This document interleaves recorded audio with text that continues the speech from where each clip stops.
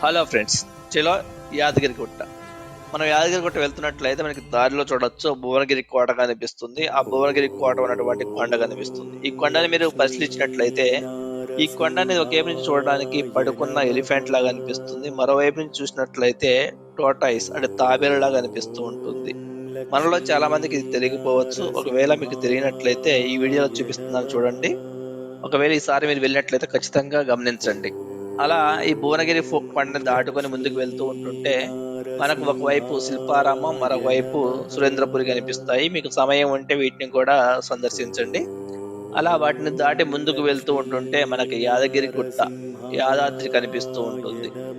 ఆ యాదగిరి గుట్ట మీద కొత్తగా వెలిసిన యాదాద్రి నరసింహుని గుడి కనిపిస్తూ ఉంటుంది. ఈ గుడిని చూసినట్లయితే అనిపిస్తూ ఉంటుంది ఒకప్పుడు ఎల్బీ నగర్ సర్కిల్ కి ఇప్పటికి ఉన్న ఎల్బీ నగర్ సర్కిల్ కి ఎంత